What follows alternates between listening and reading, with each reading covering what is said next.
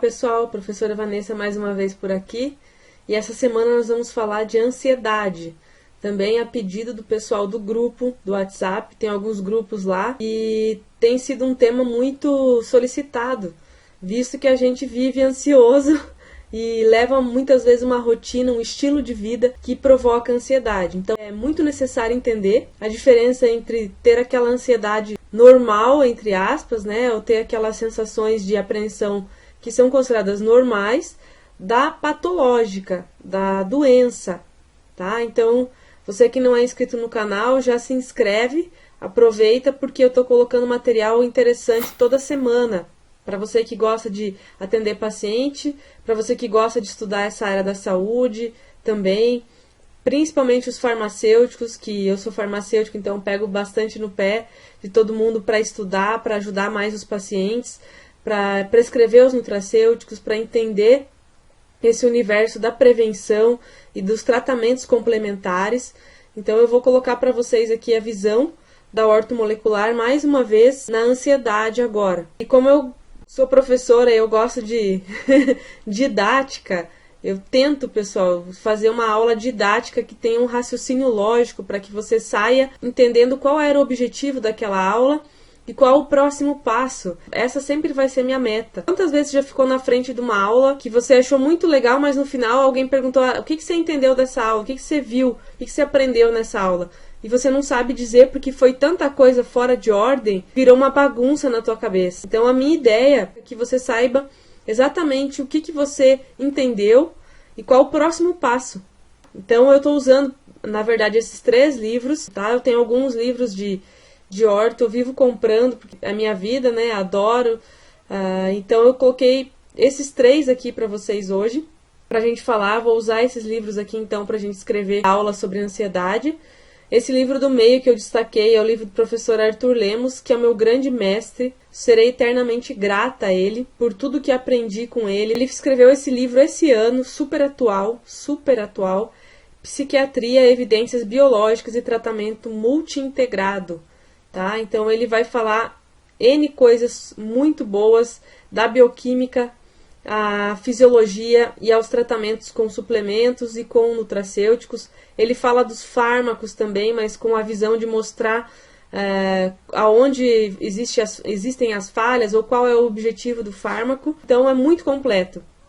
O manual de ortomolecular do Efraim Olsever, que também é um dos pais aí da ortomolecular no Brasil. É excelente o manual dele também. E o livro de uma farmacêutica, que é a Karina Ruiz, tá? Nutracêuticos na Prática, o livro da esquerda aqui. É interessante que a visão dela é um pouco, é muito mais de trazer quais são os nutracêuticos que existem para determinadas patologias, escreve um pouco sobre os conceitos atuais das patologias e mostra os nutracêuticos, né? Então com uma visão mais embasada em pesquisas. Veja que ela colocou ali terapias baseadas em evidências. Então ela pega e fala dos nutracêuticos mostrando as evidências. Então os 3 livros, na minha opinião, eles se completam, tá? E eu procurei tirar o melhor de cada um aqui para vocês. Sem mais delongas, vou mostrar aqui como vai ser a nossa semana. Como eu sou didática e professora, então eu tenho que fazer isso. O nosso raciocínio vai ser o seguinte: nós vamos entender a ansiedade, quais são os conceitos, as principais patologias dentro da ansiedade e as bases biológicas. E nessa primeira aula a gente vai falar sobre o eixo hipotálamo pituitária adrenal, ou também conhecido como o eixo hipotálamo hipófise adrenal, né? Que pituitária e hipófise são a mesma coisa, para a gente poder entender aonde estão os problemas, tá? O que eu vou ter que... Pessoal, não adianta você querer tratar ou prescrever coisas para os pacientes sem você entender qual é a base biológica, qual é a bioquímica da doença e qual é a fisiopatologia. A pessoa que acerta tratamentos, que consegue realmente ajudar o paciente, é a pessoa que entende a base da doença, para realmente escolher para aquele perfil de paciente qual é o melhor nutracêutico, qual é a melhor substância. E na farmacologia a mesma coisa. O melhor profissional é aquele que entende as bases da doença para escolher o melhor fármaco. Por isso, eu sempre faço esse raciocínio com vocês. Se vocês pegar todos os temas que a gente estudou até agora, eu sempre mostro o conceito, quais são as bases e depois eu falo dos tratamentos. tá? Então, a segunda aula da semana, a gente vai falar das ansiedades, quais são os neurotransmissores envolvidos, vamos falar do GABA, serotonina, da noradrenalina, da dopamina, qual é o envolvimento delas na ansiedade. E por último, nós vamos falar finalmente do uso dos nutracêuticos e dos fitoterápicos para tratar a ansiedade. Então vamos lá. Primeiro aqui então caracterizando o que é a ansiedade. É um estado de medo anormal, excessivo, com respostas exacerbadas ou exageradas. Ocorre de maneira antecipatória e sem causa aparente, diferente da resposta ao medo normal, que é onde a gente tem aquela ansiedade quando a gente vai apresentar alguma coisa, quando a gente vai fazer uma prova, quando a gente tem alguma coisa para demonstrar diante de alguma plateia. Tudo isso traz ansiedade. Quando a gente tem um problema para resolver na família, alguma coisa no trabalho que está pendente, que precisa ser resolvido. Isso são situações que causam ansiedade e é uma ansiedade normal do ser humano de sentir, porque ele está sendo colocado sobre alguma situação. Existe uma justificativa. Quando a gente considera a patologia, patológico, é quando não existe uma justificativa, tá? Ele vai falar aqui, ó, né? É uma resposta exagerada, tá? De alerta. A gente não dorme, a gente, por exemplo, o paciente que tem ansiedade, ele está fazendo alguma coisa no trabalho, de repente o coração dele dispara, ele não sabe exatamente por quê, ele começa a suar, ele começa a ter sensação de calafrio até, pode elevar a pressão arterial, tá? Então é um exagero, é uma doença que promove então o prejuízo na vida social e na vida profissional, porque muitas vezes a pessoa ela começa a ter ansiedade em público, ela não se sente bem mais onde tem muita gente, então ela não quer mais sair, pode atrapalhar o trabalho, né? De repente desenvolver a síndrome do pânico, tá? Então nós vamos falar quais são os distúrbios de ansiedade mais comuns, tá? Então o principal aqui é o transtorno de ansiedade generalizada, que é um estado constante, como eu falei, né? Diferente de você ter uma ansiedade por alguma justificativa. Vou apresentar um trabalho, vou falar em público. Assim que você termina aquele processo, você volta ao normal e leva a sua vida normalmente. Na ansiedade não é assim. Existe um estado constante de ansiedade. Não existe um foco ou razão clara para aquilo. Tá? É muito comum e afeta 2 a 3% da população. Quais são os principais sintomas, então, na TAG, né? Que é a abreviação aí de transtorno de ansiedade generalizada. Sintomas de expectativa apreensiva, inquietude, dificuldades em se concentrar, irritabilidade, tensão muscular e alterações do sono, dificuldades para conciliar o sono ou um sono insatisfatório. Ou seja, o que é um sono insatisfatório? É quando você dorme e acorda como se você tivesse cansado, tivesse com fadiga, porque você, na verdade, não descansou durante o sono. Muitas vezes não atingiu o sono REM. Porque uma pessoa em estado de ansiedade é uma pessoa que tem, depois nós vamos falar, né? Falta talvez de GABA, que é o neurotransmissor que induz um sono, que faz o relaxamento do corpo. Pode ter também falta de melatonina, que é uma substância produzida no cérebro quando a gente dorme, fica no escuro, a gente transforma então a serotonina em melatonina. E a melatonina joga a gente para o sono profundo, o sono reparador. Então, se você não tem uma boa produção de GABA e melatonina, o teu sono não é bom. Por isso que muitas vezes a ansiedade e a insônia andam juntas, tá? Então, os sintomas devem ser clinicamente significativos para que haja o diagnóstico. Geralmente eu atendo pacientes já com diagnóstico, né? Caso eu perceba um estado de ansiedade, mas que ainda não é uma doença, que ainda não precisa de um diagnóstico, porque você sabe, né, pessoal, que eu sempre falo para vocês, existe uma distância entre estar saudável e ter uma doença. E essa janela onde você está caminhando para a doença, que você tem certos sintomas, mas que ainda não se enquadra, não se encaixa no perfil de doença, é onde nós devemos ajudar o nosso paciente e podemos fazer isso, tá? Porque se a gente percebe, por exemplo, que ele tem uma doença crônica já instalada sem diagnóstico, a gente vai ter que encaminhar para um médico especialista, né, para avaliar isso com mais calma. Agora, se você percebe que a pessoa tem um estado de ansiedade, mas que ainda ela não está naquele quadro de doença, e por isso a gente precisa conhecer qual é a doença, quais são as características da doença para poder entender isso, em que período, em que fase que o meu paciente está.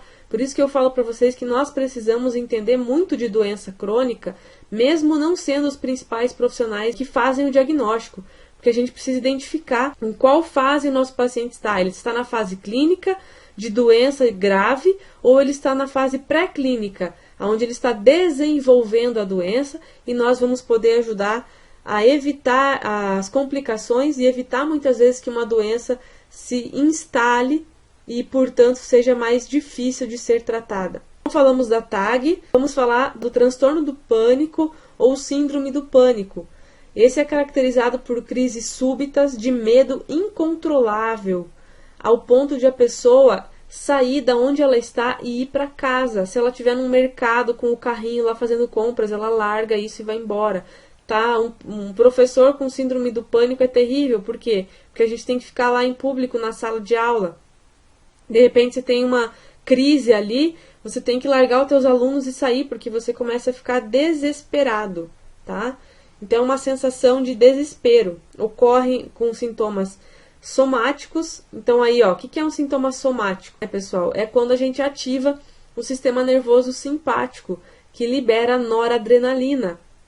E aí a gente tem sudorese, taquicardia, dores no peito e parece um infarto, parece um problema cardíaco. Aí o paciente, muitas vezes, até entender que ele tem síndrome do pânico, ele acha que ele tem problema cardíaco, que ele está infartando, ele vai para o hospital em pânico, né, assustado, porque ele vai ter um infarto, e aí ele precisa ser analisado com calma, e muitas vezes ele vai descobrir que não tem nada de errado com o coração dele, mas sim com o sistema nervoso, né, com a parte psiquiátrica.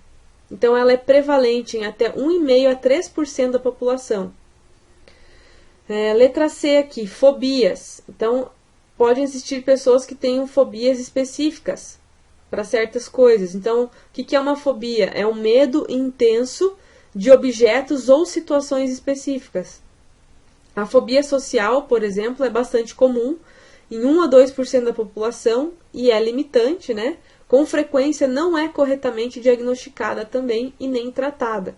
Então, as fobias, a gente pode ter claustrofobia, né? Fobia de ficar em ambiente fechado, agorafobia ou agorafobia, que é a fobia de você ter que falar em público, ficar em público, sendo exposto, né? Caracteriza-se, então, as fobias, elas se caracterizam por um medo intenso e persistente de alguma situação social, tá? Ou de situações em que o desempenho possa ser alvo de atenção ou avaliação. Por exemplo, você vai fazer uma prova e vai ter muita gente assistindo, você vai participar de um campeonato de esporte, né, e tá todo mundo ali assistindo, vai fazer uma prova de direção para tirar a carteira de motorista, né? Então isso pode ser um transtorno para uma pessoa, né? Quantas pessoas você conhece que reprovaram na prova de direção porque tem esse tipo de fobia? Ela sabe dirigir, lá na hora de fazer aula ela vai bem, ela acerta, chega na hora da prova, entra em pânico e reprova, tá? Então, transtorno do estresse pós-traumático também, então caracterizado por ansiedade que foi desencadeada ou pode ser desencadeada por alguma lembrança de uma experiência estressante do passado. E por último aqui, o transtorno obsessivo compulsivo, o TOC, né, que é um comportamento cheio de rituais compulsivos, dominados por ansiedade irracional e atinge a 2 a 3% da população. Caracteriza-se pela ocorrência de obsessões e compulsões que limitam a vida da pessoa, causam grande sofrimento, um sofrimento subjetivo e interfere com as atividades sociais de trabalho. As obsessões são ideias ou impulsos ou imagens que se impõem de forma intrusiva à consciência e contra a vontade da pessoa, causando ansiedade ou sofrimento. Então, aquela pessoa que ela tem que lavar as mãos várias vezes, A outra pessoa ela pode ter que olhar mais de 10 vezes se ela trancou a porta antes de dormir. Então são coisas que são extremamente desgastantes também. Pode ser mais grave ou menos grave. Então vamos lá, quais são os fatores de risco para transtornos de ansiedade? Olha só, esses transtornos eles têm um grande peso genético. Estudos genéticos de transtornos pediátricos revelam estimativas de herdabilidade, né, de 20 a 65% dos casos. Outros fatores como trauma na primeira infância e convivência com pais ansiosos também podem contribuir. Né? De repente a criança foi submetida a um estresse numa apresentação em público, depois ela fica ansiosa toda vez que ela tem que falar em público ou fazer algo em público. As mulheres são mais afetadas, desconforto com novas situações e ambientes também podem contribuir. A média de início do transtorno generalizado, por exemplo, é aos 30 anos. Então não é uma coisa nem de gente muito nova, mas também não é só idosos que vão desenvolver. É na faixa de idade média. E quais são as consequências? Será que é perigoso eu viver nesse estado de alerta? Será que vai me prejudicar ou vai trazer maiores problemas? Então, quais são as consequências? Todos os transtornos têm altas taxas de comorbidade, como depressão, transtorno bipolar, abuso de álcool e drogas, e contribuem também para a morbidade e mortalidade por meio de mecanismos neuroendócrinos e neuroimunes. Por exemplo, arritmia, hipertensão, facilidade, pessoal, que não coloquei aqui, mas de desenvolver, podem contribuir para desenvolver doenças autoimunes, tá? Então, olha só a frase do final aqui. Ansiedade crônica pode estar associada a aumento do risco de morbidade e mortalidade cardiovascular. Ou seja, contribuir para a morte ou para prejudicar o sistema cardiovascular. Beleza? Então a gente já sabe quais são os tipos que mais predominam, qual é a causa, os fatores de risco, qual é a consequência. Então a gente sabe que é necessário tratar. Agora nós vamos falar das bases biológicas. Então o que acontece no nosso organismo bioquimicamente e fisiologicamente que levam a essa sensação de ansiedade ou que pioram, né, a sensação de ansiedade. Olha os neurotransmissores que estão envolvidos. Então a gente tem a NOR, a serotonina, a dopamina, o GABA e a glicina. São os neurotransmissores envolvidos na ansiedade. E já falei para vocês no começo da aula que nós vamos falar dos neurotransmissores na nossa segunda aula especificamente. Qual outro fator fisiológico que está envolvido na ansiedade?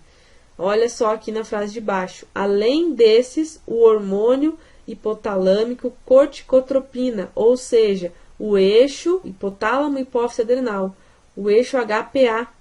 Tá? Esse eixo está literalmente ligado na ansiedade. Nós vamos terminar falando desse eixo e na próxima aula nós vamos falar dos neurotransmissores, porque é justamente aí, em cima dos neurotransmissores e desse eixo, que vai ser o nosso tratamento para a ansiedade. Nosso tratamento com nutracêuticos e fitoterápicos, tá? Então vamos lá. Além desses hormônios, a gente tem o eixo. Como que funciona o eixo? Deixa eu ver se eu coloquei uma figurinha do eixo aqui, depois a gente volta só para mostrar. Então, a gente tem o hipotálamo, que produz quem? Olha aí. Quem que o hipotálamo produz? CRH, né? Corticotropina, que faz o quê? Comunicação com a hipófise ou pituitária, liga a hipófise para que ela libere o ACTH, que é o adrenocorticotrófico, né? O hormônio adrenocorticotrófico. E esse hormônio, por final, vai ligar-se lá na adrenal, que é na glândula suprarrenal, ali em cima do rim, aonde está armazenado quem? O cortisol, e vai promover a liberação do cortisol. Então, está aqui na figurinha, né, o eixo que é afetado. Tá? Lembraram desse eixo? O pessoal aí da saúde que está assistindo sabe, a gente estuda esse eixo. Outra coisa importante, a tal da amígdala. Né? Você pode estar assistindo aí que não é da área da saúde, a amígdala não é aquelas bolinhas que a gente tem no fundo da garganta. Uma vez aquilo levava o nome de amígdala e ficou, mas aquilo ali se chama tonsila palatina. A amígdala, ela é localizada no cérebro, como vocês podem ver A figurinha está tentando mostrar a região ali onde fica a amígdala, bem no centro, ali embaixo, ó, a amígdala. Tá? Próxima, então, ao hipotálamo, à hipófise, tá? Então, essa estrutura cerebral, então a amígdala, desempenha um papel central no processamento da ansiedade. Ela faz parte daquele cérebro reptiliano que a gente fala, que o pessoal da neurociência estuda, que é aonde a gente tem reações que não dependem do nosso raciocínio, são nossas reações irracionais, de defesa e de proteção da vida. Tá? Então é aí que entra a amígdala. Então ela tem um papel central no processamento da ansiedade e do medo, funcionando como uma espécie de filtro. Ela é um detector de ameaças, tá? Que seriam transmitidas ao hipotálamo.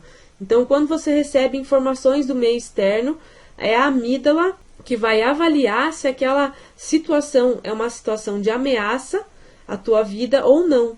Tá? E aí ela vai transmitir as informações então para o hipotálamo e para a substância cinzenta periaquedutal, tá? Que também interagiriam, executando o que? A resposta adaptativa disparada pelo agente estressor. Então a amígdala recebe a informação e repassa para o hipotálamo, que vai disparar então a liberação do hormônio que a gente falou aqui, ó, do eixo CRH, ACTH, cortisol, tá? Então, se a amígdala entender aquela região ali, perceber como ameaça que está acontecendo ao redor, vai ser disparado esse eixo. Então, vamos lá, o que acontece nesse eixo? Então, a gente colocou passo a passo aqui, ó. Ação da amígdala no eixo hipotálamo pituitária adrenal. Então, via ativação simpática no hipotálamo lateral, como que vai começar as coisas? Amígdala e ativação simpática no hipotálamo. Então, a amígdala vai mandar informação para o hipotálamo vai fazer o quê? Ativar a via simpática, vai liberar também noradrenalina. Veja que a gente tem duas coisas acontecendo aqui. A gente tem liberação pelo hipotálamo lateral, né, de noradrenalina, que é uma coisa, e a gente vai ter a liberação do hipotálamo também de CRH, que é outra coisa. Então, veja como o medo, como uma ameaça é interpretada. Eu libero noradrenalina, que vai atuar também lá na suprarrenal, na região de córtex, é produzido a adrenalina, que vai ser liberada e levar uma resposta estressora em todos os órgãos que contêm receptores alfa e beta. Então, pessoal, lembre-se que quando a gente inicia um processo de estresse, a gente sempre vai ter uma grande liberação de noradrenalina e adrenalina, que são estimulantes do sistema cardiorrespiratório.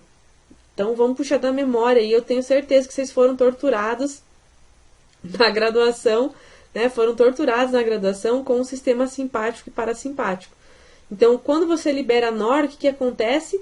Você aumenta a frequência cardíaca, porque tem o receptor beta-1 no coração.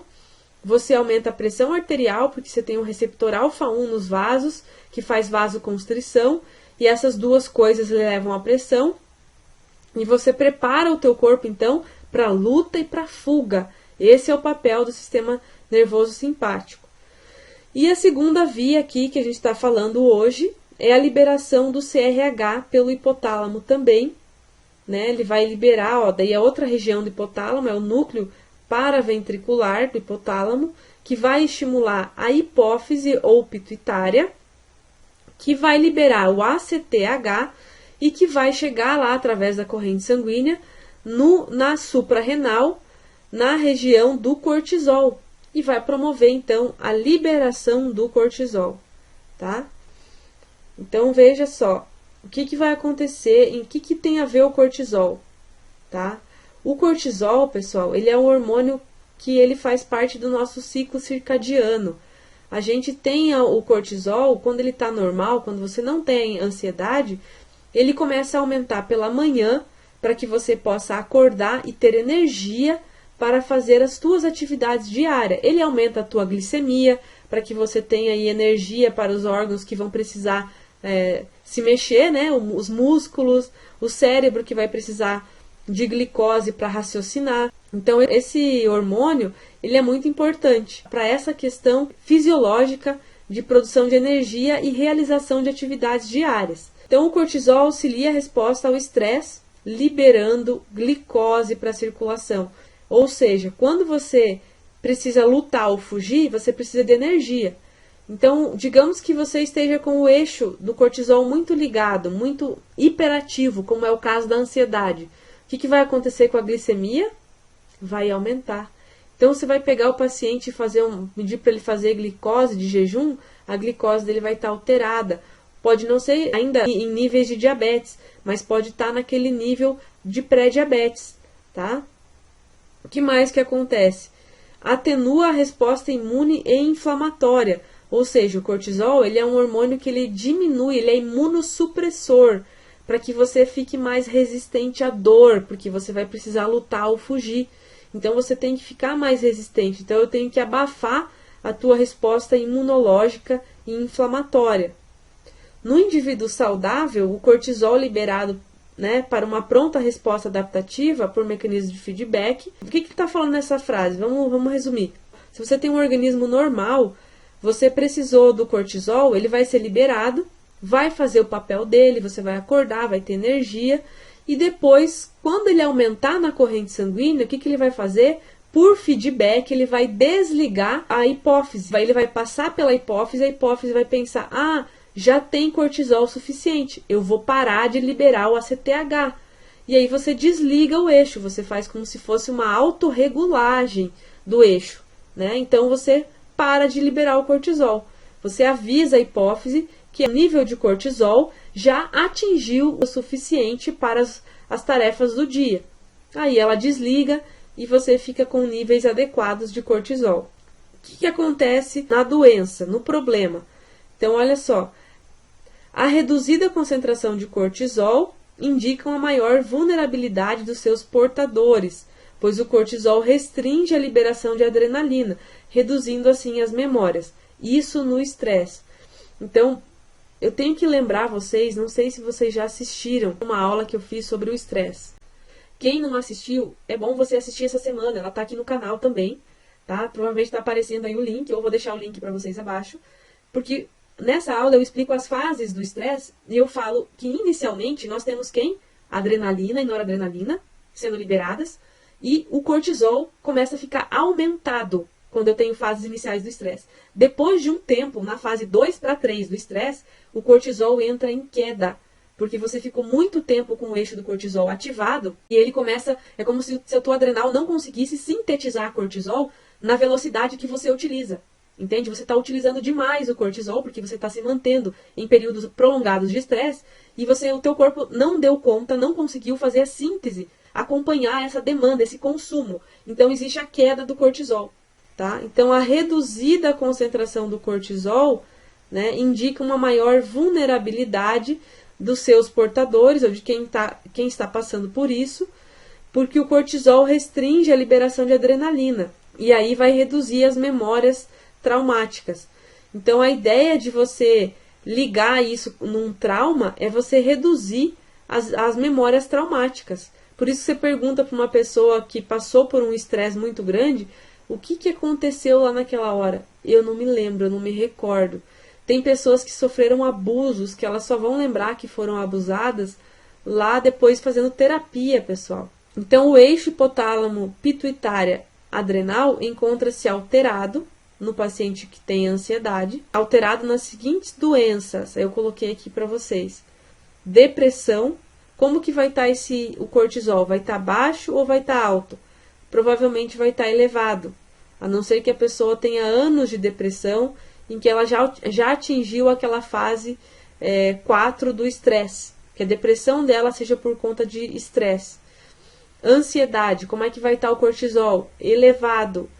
Toque, como é que vai estar o cortisol? Elevado. Na síndrome do pânico, quem que está predominando na síndrome do pânico? Cortisol ou adrenalina? Adrenalina, então ele vai estar inalterado. Transtornos de estresse pós-traumático, como é que vai estar o cortisol? Reduzido. Por quê? Para tentar minimizar as memórias, como a gente acabou de ler aqui no último parágrafo, que está em roxinho aqui, tá?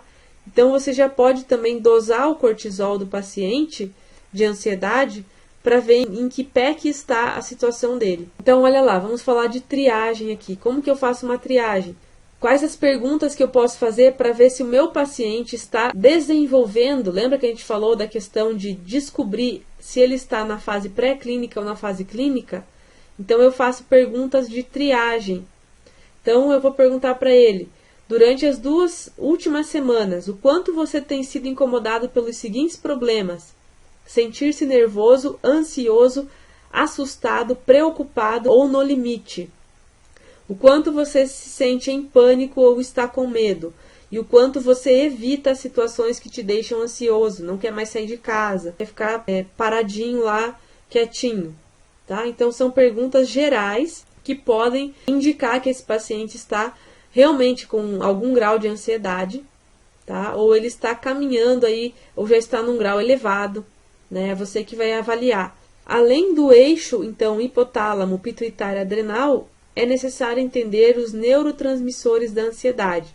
Então, quais são os neurotransmissores? Nor, serotonina, dopamina, GABA e glicina. Então, a nossa próxima aula, nós vamos falar desses neurotransmissores, mas já fica o alerta ligado aqui, que nós vamos tratar o eixo hipotálamo-hipófise através de plantas e também de nutracêuticos. Nós vamos tentar fazer uma modulação nesse eixo, tá? E a palavra modulação faz toda a diferença, porque modular não significa nem colocar uma substância agonista ou antagonista, significa regular o eixo, tá? Então, um dos pontos do nosso tratamento para ansiedade vai ser regular o eixo hipotálamo, pituitária, adrenal. O nosso outro ponto de tratamento vai ser regular neurotransmissores, ok? Então, se você gostou do vídeo, compartilhe com os profissionais de saúde para que, principalmente farmacêutico, nutricionista, médicos da medicina integrativa, que gostam de tratar o paciente como um todo e trazer os melhores resultados. Fica acompanhando aí a semana da ansiedade e se inscreve no canal se você ainda não é inscrito para receber o próximo vídeo, ok? Um abraço, pessoal!